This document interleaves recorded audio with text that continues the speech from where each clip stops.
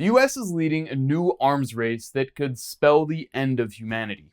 Back in 2014, a few years before he died, Stephen Hawking warned us about artificial intelligence. The primitive forms of artificial intelligence we already have proved very useful. But I think the development of full artificial intelligence could spell the end of the human race. Once humans develop artificial intelligence, it would take off on its own and redesign itself at an ever-increasing rate. Humans, who are limited by slow biological evolution, couldn't compete and would be superseded. Today, artificial intelligence, or AI, is the centerpiece of the US empire's plan to maintain global dominance. AI is essentially computer superintelligence that does what human brains can't. Exponential technological advances have rendered our human brains, constrained by the slow process of biological evolution, inferior to modern supercomputers. Applied in the service of humanity, AI has incredible promise, but applied in the service of empire and the permanent war state, it spells disaster. The focus on AI is part of what is known as the third offset strategy. This is a military strategy that seeks to offset advances in military technology by Russia and China in order to maintain US global military superiority, thus ensuring no country can challenge US imperialism. The third offset is the latest iteration of the strategy the US used to dominate the globe throughout the Cold War. A few years after World War II, Washington implemented the first offset strategy and developed a massive nuclear arsenal. This sparked an arms race with the Soviet Union that nearly led to all-out nuclear war. The second offset began in the 1970s when the Soviet Union had achieved parity in nuclear weapons. The US began developing an arsenal of long-range precision-guided bombs and stealth technology.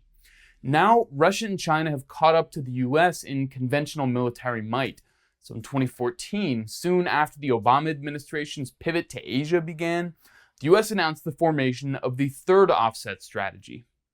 Today, I'm announcing a new defense innovation initiative, an initiative that we expect to develop into a game-changing third offset strategy.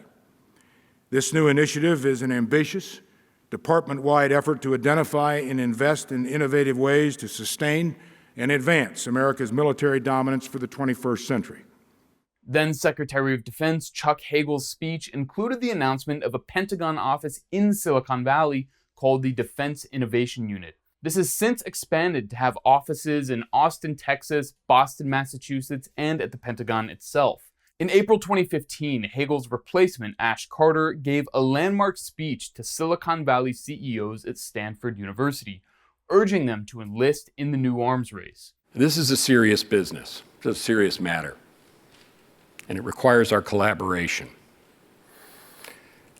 But in addition to dangers, there are great opportunities to be seized through a new level of partnership between the Pentagon and Silicon Valley, opportunities that we can only realize together. Carter gently reminded his audience that the Silicon Valley giants owe their existence to the Pentagon and CIA. Consider the historic role that DoD and government investments have played in helping spur ground-up technology innovation, both in this valley and on this campus. Most technologies used throughout Silicon Valley, including many that Apple brilliantly integrated into the iPhone, can be traced back to government or DoD research and expenditures. Developers of Multitouch worked together through a fellowship funded by the National Science Foundation and the CIA. The government helped ignite the spark, but this was the place that nurtured the flame, that created incredible applications. I mention this because it speaks to a partnership that has long existed between America's technology sector and its government and defense institutions, a relationship that can continue in a way that benefits us both. The key figure merging Silicon Valley and the Pentagon is former Google CEO Eric Schmidt. As soon as the pivot to Asia began, Schmidt was meeting with Pentagon officials. In 2016, he was named head of the newly formed Defense Innovation Board to advise the Pentagon. Schmidt toured some 100 US military bases and installations around the world, advising them on how to use technology to increase their lethality. He went to a U.S. base in Qatar to advise the military on how to more efficiently run tankers that refuel warplanes for bombing runs in Iraq and Yemen. The third offset strategy in the AI arms race continued through the Trump era, its principles delineated in the 2018 National Defense Strategy that officially announced the end of the so-called war on terror and return to Cold War politics, euphemistically deemed interstate strategic competition. Trump's Pentagon chief touted AI developments in September 2020. In today's era of great power competition, as new technologies alter the character of warfare, we must stay ahead of our near-peer rivals, namely China and Russia. History informs us that those who are first to harness once-in-a-generation technologies often have a decisive advantage on the battlefield for years to come. Artificial intelligence is in a league of its own, with the potential to transform nearly every aspect of the battlefield, from the back office to the front lines. Eric Schmidt was then appointed to head the National Security Commission on Artificial Intelligence, a body created to advise the government on AI development. He preaches the Orientalist trope that the US is the torchbearer of democracy and that the rise of China is ushering in an alien form of technocratic authoritarianism, contrary to American values. His answer is for the government to pour huge amounts of funding into military technology. If Chinese technology were to dominate the globe with non-American values, it would really hurt us. Schmidt's deputy at the NSCAI is Robert Work, a former Pentagon official and author of the Third Offset Strategy's foundational documents. Work once told a group of Air Force cadets this about the Department of Defense. Look, the Department of Defense is one of the biggest corporations on the planet. The Pentagon is a corporation. Therefore, its goal is to generate profit, in its case through war. And what better way to make huge amounts of money than ramping up fear of a foreign threat? Schmidt has made common cause with Congresswoman Liz Cheney to do exactly that. Why don't you lay out why the China threat is important? They've been engaged, in my view, in a very methodical, very effective, very aggressive campaign effort against us for many years across every domain. They need to recognize that our capabilities and our will are there to prevent them from using their military to take action against us. The NSCAI's February 2021 report says that in the future, warfare will pit algorithm against algorithm. The sources of battlefield advantage will shift from traditional factors like force size and levels of armaments to factors like superior data collection and assimilation, connectivity, computing power, algorithms, and system security. In other words, Schmidt and the Pentagon are seeking to create hyper-advanced connected systems of autonomous weapons that will make battlefield decisions at speeds exponentially faster than the human brain can understand. Hence, victory in war will be determined by which computer system dominates, regardless of the cost to human life. It also calls for AI to be used against, quote, foreign and domestic terrorists operating within our borders. This raises major concerns about further encroachment of the US surveillance state. This process is already underway. In June, Chief of Naval Research Rear Admiral Lawrence Selby remarked that, "I think that we have to think differently about the future.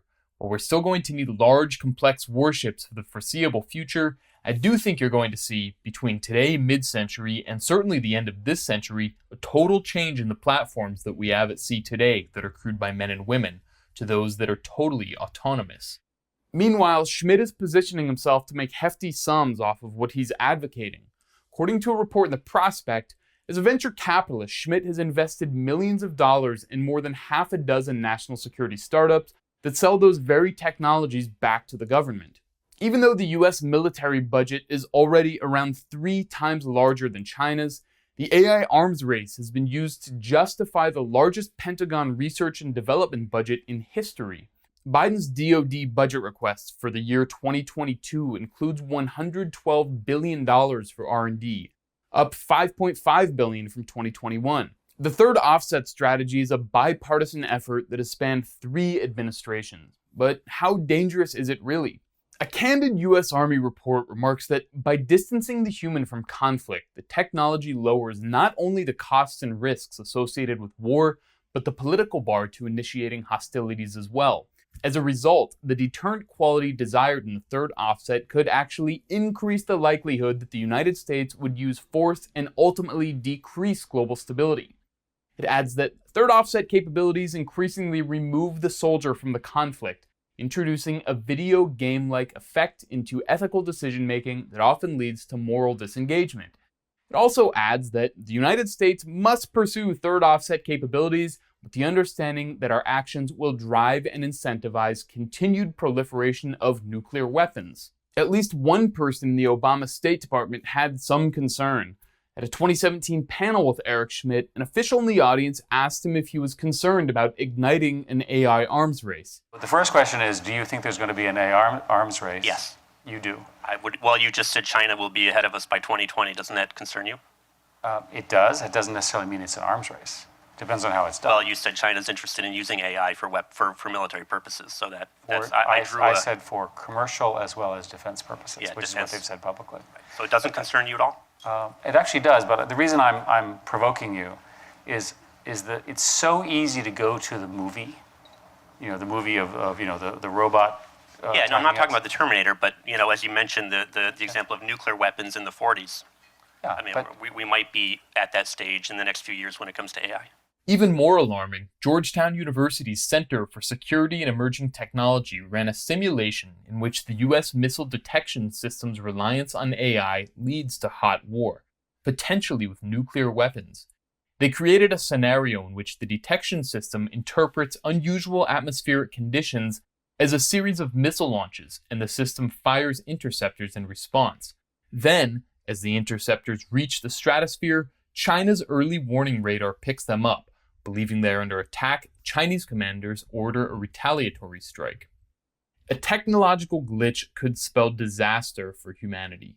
This is a remarkably similar scenario to the infamous 1983 incident when a Soviet warning system detected an incoming missile strike from the US.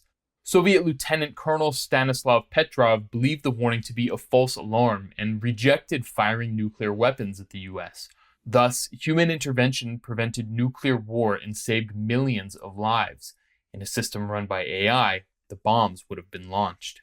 With Eric Schmidt as a central figure of the Pentagon's new AI arms race, the US is preparing for a devastating war with China. While a hot war between the two superpowers seems unlikely for now, the invention of this technology in itself creates the possibility of war, a danger that must be stopped before it evolves to threaten humanity.